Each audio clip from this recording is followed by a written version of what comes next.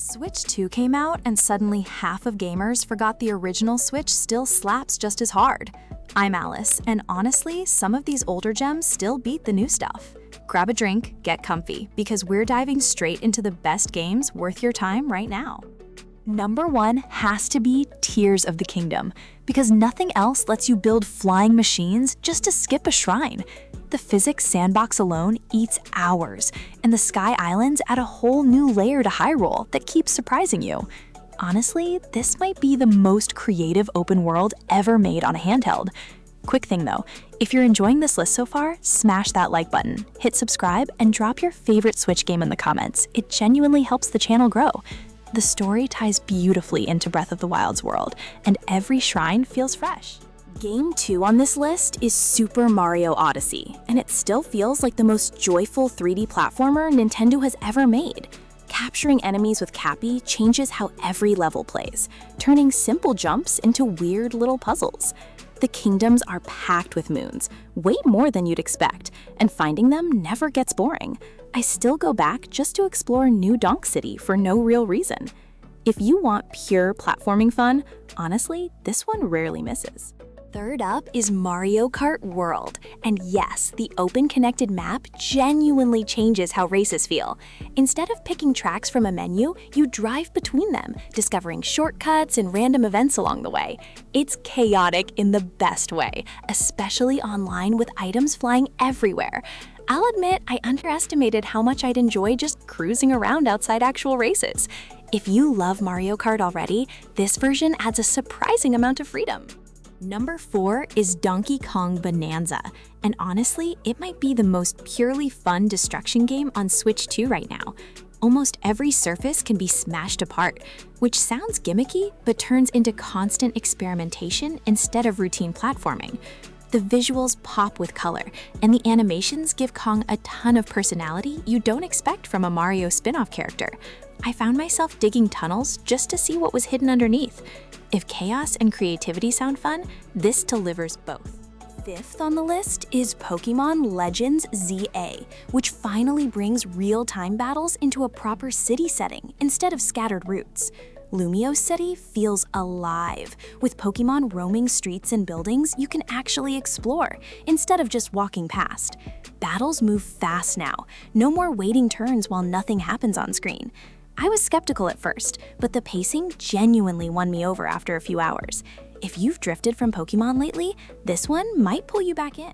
Sixth up is Animal Crossing New Horizons, still one of the most relaxing games you can put on a Switch.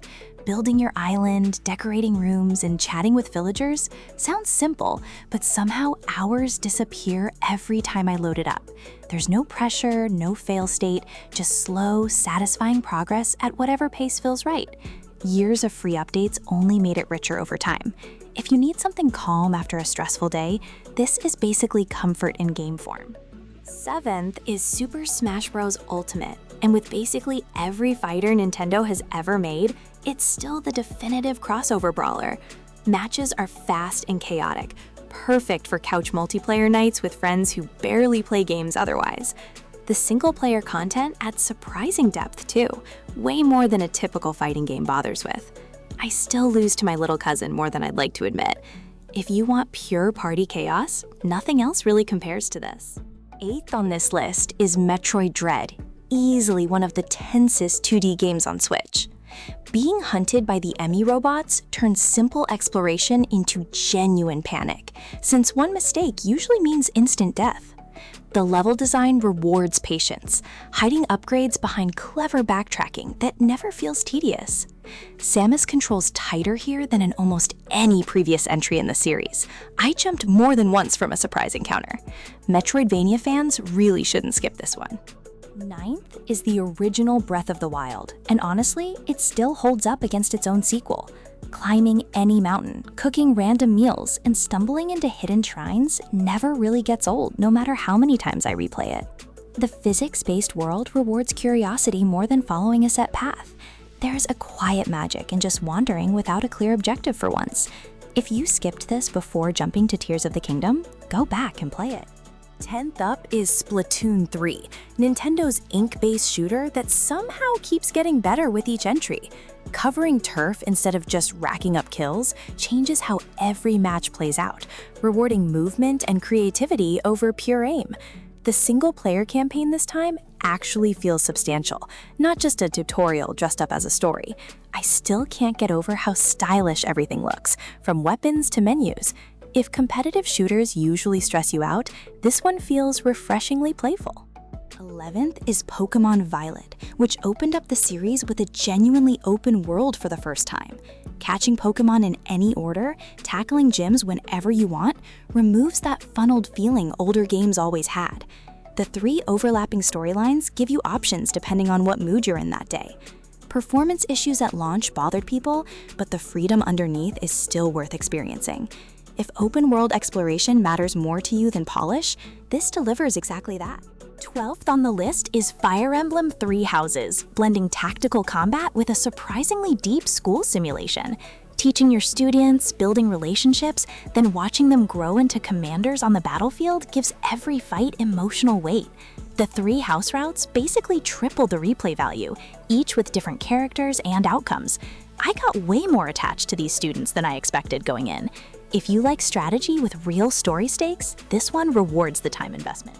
13th is Xenoblade Chronicles Definitive Edition, a massive JRPG built across the backs of 2 titanic gods. The scale here is genuinely staggering, with sprawling regions that take real time just to fully explore on foot. Combat blends real-time action with strategic positioning, which takes a few hours to click, but feels great once it does. The new epilogue arc adds welcome closure fans had wanted for years. If you love ambitious JRPGs, this is a genuine standard setter. 14th up is NieR Automata, and this port respects the original without cutting corners anywhere. The story unfolds differently across multiple playthroughs, revealing new perspectives that completely reshape how earlier events land emotionally. Combat mixes hack and slash with bullet hell shooting sections, which sounds strange but works surprisingly well together. The soundtrack alone might be one of the best in gaming, full stop. If you haven't experienced the story yet, try to avoid spoilers going in. 15th is Hades, a roguelike that somehow turns constant death into its biggest narrative strength. Every failed escape attempt from the underworld adds new dialogue, deepens relationships, and shifts how the world quietly reacts to you. Combat feels fast and satisfying from your very first run. No painful learning curve required to have fun. Short sessions fit perfectly into a commute or a quick break between tasks. If short, satisfying runs sound appealing, this is basically the genre's gold standard.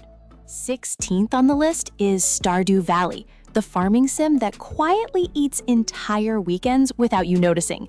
Planting crops, fishing, mining, and slowly befriending townsfolk creates a loop that's oddly addictive despite how simple it sounds. There's genuine depth here too, from combat dungeons to complex relationship and marriage systems. I've restarted my farm more times than I'd like to admit, just to try new layouts. If cozy life sims are your thing, this remains the benchmark. 17th is Hollow Knight, a Metroidvania that manages to feel both beautiful and genuinely unsettling at once. Hollow Nest is drawn with incredible detail, every area hiding secrets, tough optional bosses, and shortcuts that reward careful exploration. Combat feels precise but unforgiving, forcing you to actually learn enemy patterns instead of button mashing through fights. The atmosphere alone makes it worth playing with headphones on. If challenging exploration games appeal to you, this one rarely disappoints anyone who tries it. 18th up is It Takes Two, still one of the best couch co-op experiences you can find anywhere. Every chapter introduces completely new mechanics, so the gameplay never repeats itself across the entire runtime, which is honestly impressive. The story about a couple rebuilding their relationship gives the constant chaos genuine emotional grounding underneath. My partner and I argued more over puzzles than actual relationship stuff, which felt fitting. If you want a game built purely for 2 players, start here. 19th on this list is Elden Ring, and getting this scale of open world running on Switch 2 is honestly impressive. The lands between are dense with secrets, brutal optional bosses, and buildcraft options that reward experimentation over following one fixed path. From Software's usual punishing combat is intact here, so expect plenty of deaths before things click. George R. Martin's world building adds mystery you'll want to piece together yourself. If Souls-likes are your thing, this belongs at the very top. 20th up is Hitman World of Assassination, packing 3 full campaigns plus endless replay value into one package. Each mission plays like a sandbox puzzle, letting you plan elaborate assassinations or just improvise chaos when your plan inevitably falls apart. The roguelike freelancer mode adds fresh stakes on top of the main story missions. I've replayed the same level a dozen times and still find new approaches. If stealth sandbox games interest you, this is a genuinely massive package. 21st is Pokémon Pokopia, Nintendo's cozy town-building spin on the franchise that surprised a lot of people this year. It's story-driven with an inventive gameplay loop that borrows smart ideas while avoiding a lot of Animal Crossing's usual friction points. Decorating your town alongside Pokémon companions feels genuinely charming, rather than like a shallow reskin. I sunk way more hours into this than I originally planned to. If cozy sims with Pokémon flavor sound appealing, don't sleep on this. 22nd on the list is Kirby and the Forgotten Land, Kirby's first real jump into full 3D platforming.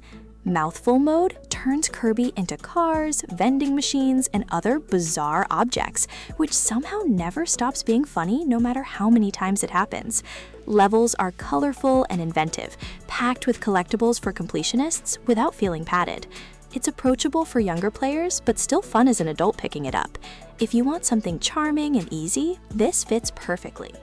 23rd up is Super Mario Bros. Wonder, which finally shakes up the classic 2D Mario formula after years of familiar levels. Wonder flowers twist every stage into something unpredictable, turning pipes into worms or flipping gravity without warning at all. The new power-ups feel fresh instead of just reskinned classics from older games. Multiplayer chaos with friends makes every level feel different depending on who's playing. If you grew up on classic Mario, this reinvents it in the best way. 24th on this list is Final Fantasy VII Remake Intergrade, bringing one of gaming's most beloved reimaginings onto Switch. Midgar is rebuilt with incredible detail, turning a short section of the original game into dozens of hours packed with story and side content.